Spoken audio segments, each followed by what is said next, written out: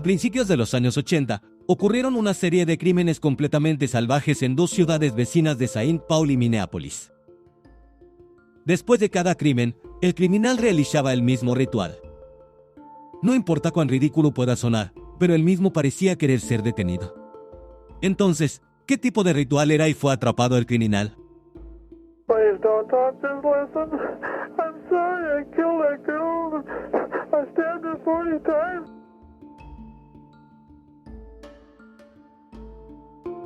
La historia comienza la noche del 1 de enero de 1981. Esa noche, una chica de 20 años llamada Karen Regalo celebraba el año nuevo en uno de los bares de St. Paul.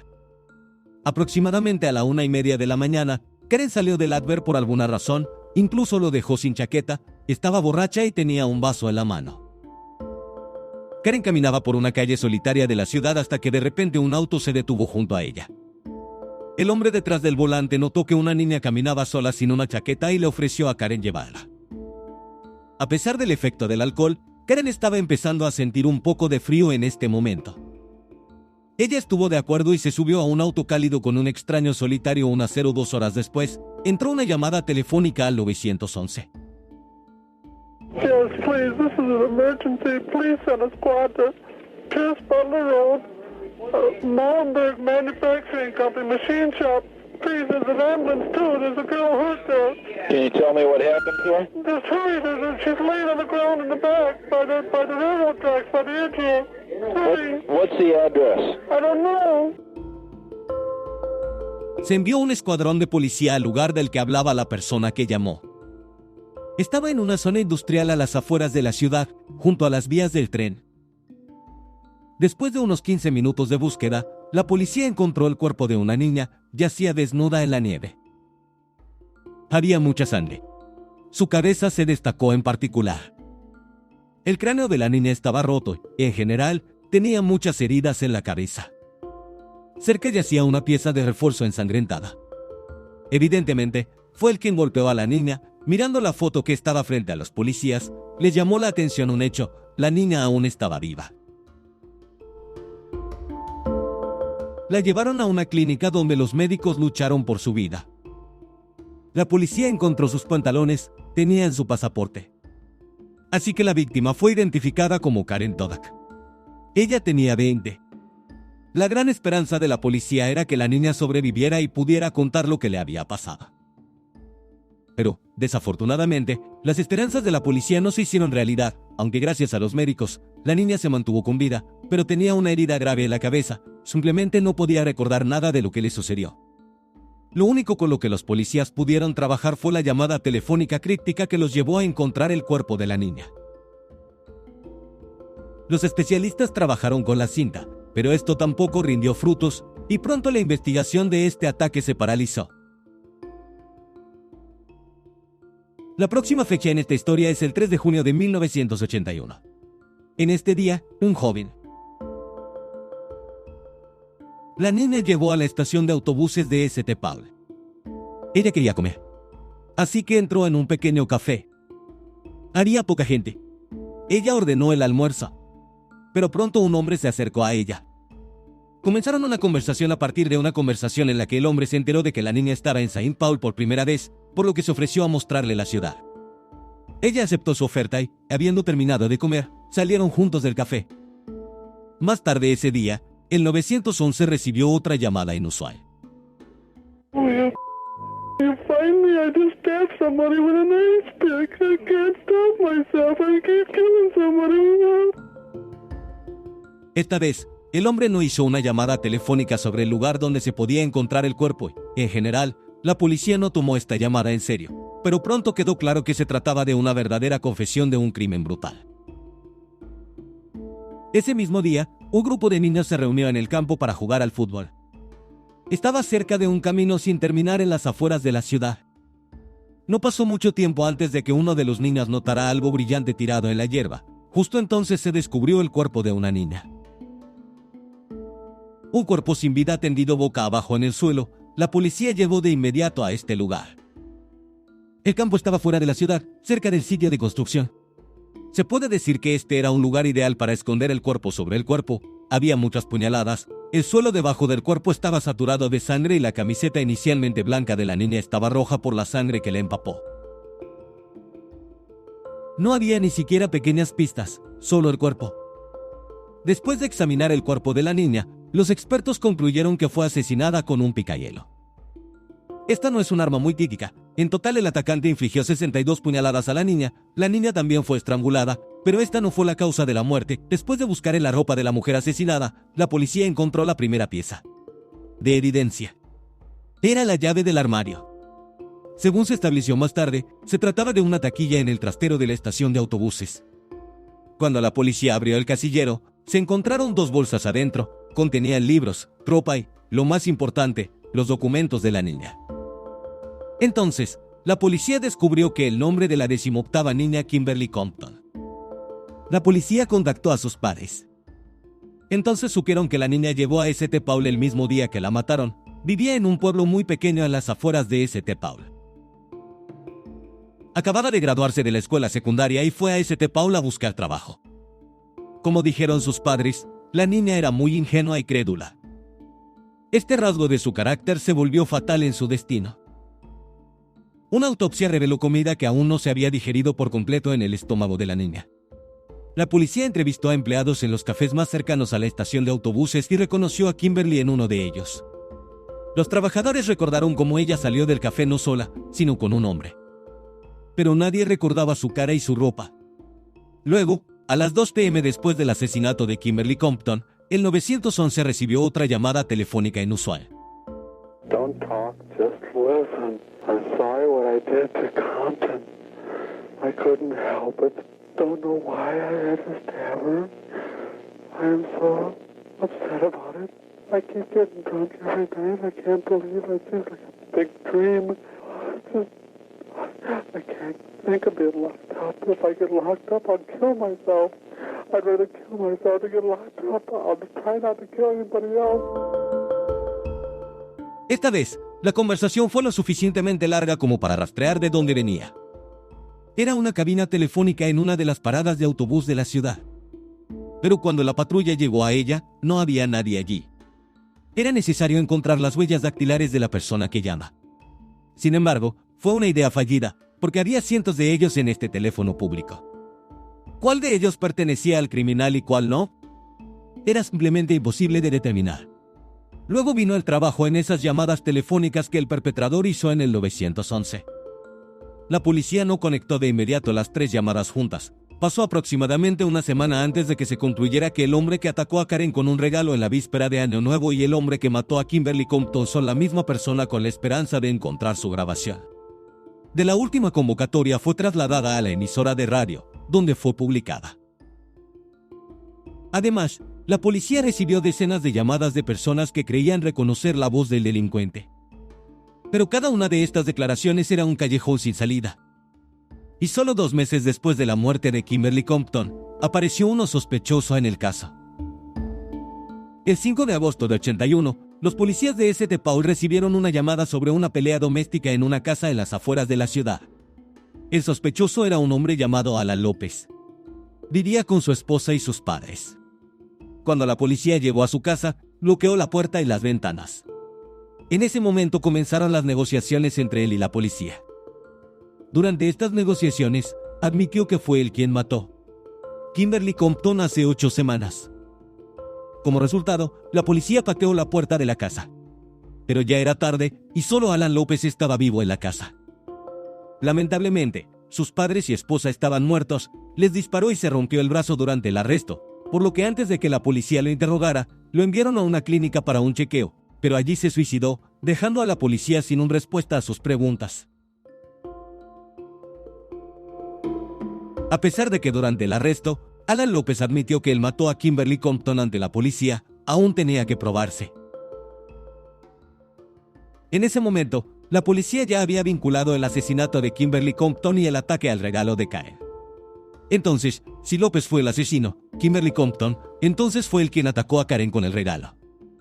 Pero, como López descubrió en el momento en que alguien atacó a Karen, el regalo estaba en la cárcel. Por lo tanto, la policía concluyó que su confesión era falsa. Esto significaba que el verdadero asesino, que en ese momento había recibido el apodo de asesino con voz quejumbrosa, todavía estaba en libertad y estaba listo para atacar nuevamente. El 6 de agosto de 1982, una mujer de 40 años llamada Barbara Simmons pasaba la noche en uno de los bares de la ciudad de Minneapolis, la ciudad de vecina. Con el antes mencionado San Pablo, bebió y bailó. En algún momento, un hombre que antes estaba solo se unió a ella hacia la noche. Bárbara señaló a su nuevo conocido y le dijo al cantinero: «Espero que sea amable, porque él me llevará a casa». A la mañana siguiente, el niño repartía periódicos en su bicicleta. En algún momento, mientras pasaba junto al río, notó vidrios rotos en el suelo. Entonces notó algo grande en los arbustos. Al principio pensó que era un maniquí. Sin embargo, al acercarse, se dio cuenta de que se trataba del cuerpo de una mujer. Pronto la policía llevó al río. La mujer fue golpeada severamente y su cuerpo tenía varias puñaladas. La mujer estaba casi irreconocible y la autopsia no arrojó nuevas pruebas después de las 2 p.m. Después de eso, la policía de Minneapolis recibió una llamada telefónica. Please don't talk, just listen. I'm sorry I killed that girl. I stabbed her 40 times. Kimberly Compton was the first one over at Safe Flower. I don't know what's the matter with me. I'm sick. I'm gonna kill myself, I think. Where are you? I'm just gonna... if somebody dies with a red kid on, it's me. I killed both of you. I'm sorry. I'll never make it to heaven. Después de un tiempo, encontraron un bolso muerto entre los arbustos a lo largo del río. Entonces la policía identificó a la enfermera fallecida de 40 años, Barbara Simmons. La policía logró averiguar qué estaba haciendo la noche de su muerte. Entonces siguieron sus pasos hasta el bar, de donde salió con un hombre desconocido. El cantinero lo recordó, describió al hombre como blanco, de unos 40 años, de unos 180 cm de altura y con un peso inferior a los 100 kilogramos. El hombre tenía el pelo oscuro. Y también el bigote era una descripción del asesino llorón que estaba en manos de la policía. En la tarde del 21 de agosto de 1982, un hombre llegó a la calle Barrio Rojo de Minneapolis. Allí se detuvo cerca de una prostituta de 19 años. Dennis Williams. Su precio regular era de 100 pesos. Sin embargo, el hombre solo tenía 40 CO. Luego le prometió darle los 60 restantes después del sexo. Dennis subió a su auto y se dirigieron a su casa. Allí tuvieron sexo. Todo terminó muy rápido, por lo que Dennis estaba seguro de que el hombre no pagaría los 60 pesos restantes. Sin embargo, para su sorpresa, cumplió su promesa. Fue tan amable que incluso se ofreció a llevarla de vuelta al Barrio Rojo con Dennis. Ella estuvo de acuerdo, pero el camino de regreso alertó a la mujer. El hombre conducía de una manera que ella no conocía. Ella era local y conocía todos los atajos, pero esta ruta no se parecía a ninguna de las que conocía. Estaba un poco asustada, pero no dijo nada. Estaba sentada en el asiento trasero. Por si acaso, tomó una botella de vidrio del piso del auto en sus manos. En algún momento, el coche se detuvo. En ese momento, Dennis se dio cuenta de que el hombre quería atacarla, porque no había otra razón para detenerse en una calle oscura y desierta. El instinto no engañó a su hombre, se volvió hacia ella y le dijo: «Nadie viaja gratis». Luego la apuñaló en el estómago con un destornillador. Entendió que las posibilidades eran claramente desiguales, pero no iba a rendirse sin luchar. En respuesta, golpeó al hombre en la cabeza con una botella. La botella se hizo añicos, dejando la mano de Dennis con una rosa de cristal. El hombre siguió atacando a Dennis y ella siguió golpeándolo con vidrios en respuesta. Luego salió corriendo del auto, pero el hombre la adelantó al instante, la arrojó al suelo y siguió golpeándola con un destornillador. Sin embargo, el hombre cometió un error crítico. Estaba seguro de haber elegido una calle desierta, pero no lo estaba. Un hombre de una casa vecina escuchó los gritos de la mujer y corrió en su ayuda. Gritó que llamaría a la policía y corrió a su apartamento. La policía llegó de inmediato, pero el atacante ya se había dado a la fuga. Queríamos y no logramos detenerlo, pero su llegada le salvó la vida. Dennis, después de todo, asustado por la policía, el atacante no terminó el trabajo, no mató a la mujer. Poco después, el 911 recibió otra llamada telefónica. Where? 1505 Westminster. 1505 Yes. Westminster, what's the problem? I'm all cut up. I got beat up. What's your apartment number? 208. I'm bleeding 208. Where are you bleeding from? from my arm, my face, my head. Además de la ambulancia, la policía también fue a la casa del hombre. Quien llamó a la ambulancia era Stephanie, de 38 años en ese momento. No podía explicar claramente por qué había tantas heridas en su cuerpo, y los policías que examinaron su automóvil encontraron una gran cantidad de sangre en él. Los policías en ese momento ya conocían la historia de Denise, por lo que el género de Stephanie era el sospechoso número 1 en este ataque. A Denise se le mostró una foto de él, y ella dijo afirmativamente que él fue quien la atacó. Su apariencia coincidió sorprendentemente con la descripción del asesino llorón, la descripción que la policía tenía del cantinero que lo vio la noche de la muerte de Barbara Simmons. Al cantinero se le mostró una foto del piso de Stephanie, y también lo identificó como él mismo, persona con la que la noche de la muerte Barbara Simmons salió del bar. En ese momento, los policías no tuvieron dudas de que tenían en sus manos ese suicidio con voz quejumbrosa. Paul Stephanie nació en 1944. Creció en una gran familia religiosa. De 10 hijos, fue criado por sus padres como un católico devoto y se adhirió a esa religión durante toda su vida. Se cree que fue la religión lo que le hizo llamar cada vez después del ataque y pedir perdón, porque en el catolicismo el reconocimiento es casi expiación por el pecado. La madre de Paul se divorció de su padre y se casó con otro hombre.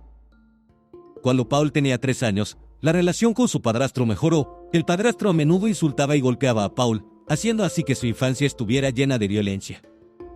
Después de salir de la escuela, Stephanie se mudó a la ciudad de St. Paul, donde más tarde cometería su primer ataque, y no se sabe mucho sobre su pasado. Tenía una esposa y un hijo, pero luego los dejó. Luego tuvo una larga relación con una mujer que él creía que le dio.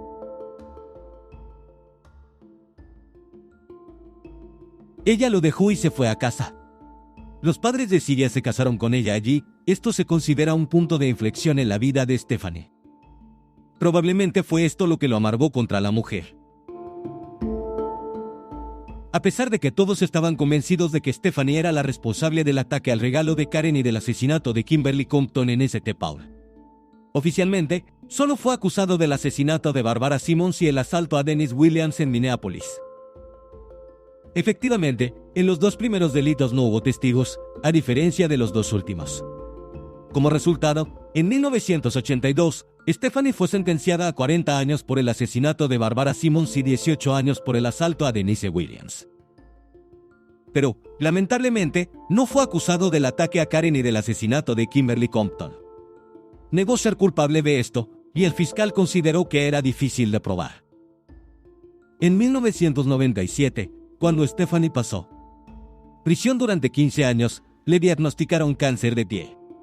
Probablemente al darse cuenta de que no le quedaba mucho tiempo, Stephanie decidió limpiar su conciencia. Sin embargo, confesó haber atacado a Karen con un regalo y haber matado a Kimberly Compton, lo que, por supuesto, no sorprendió en absoluto a la policía. Ella se subió al auto.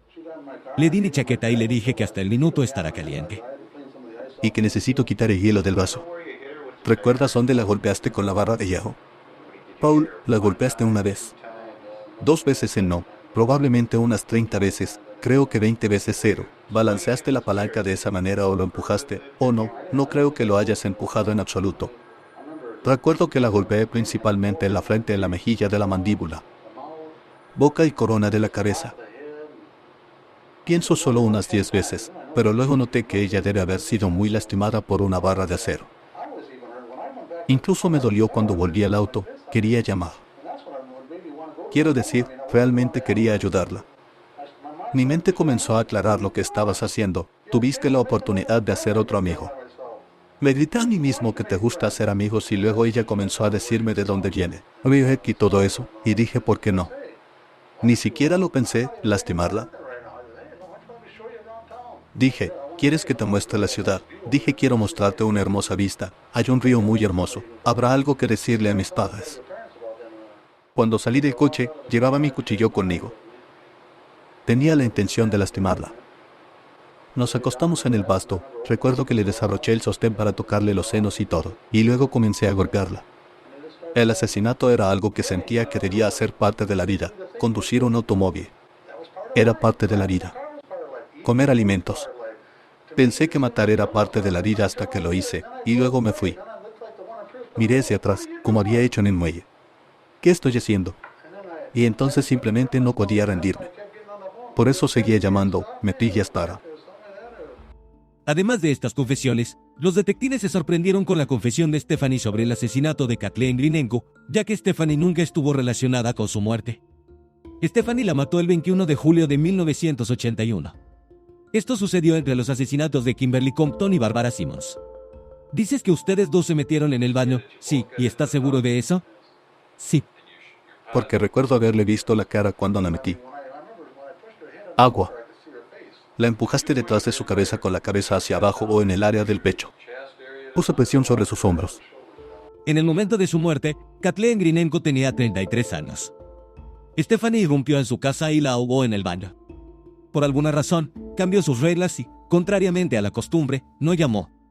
Después de eso, en el 911 y en 1998, Stephanie murió en prisión de cáncer de pie.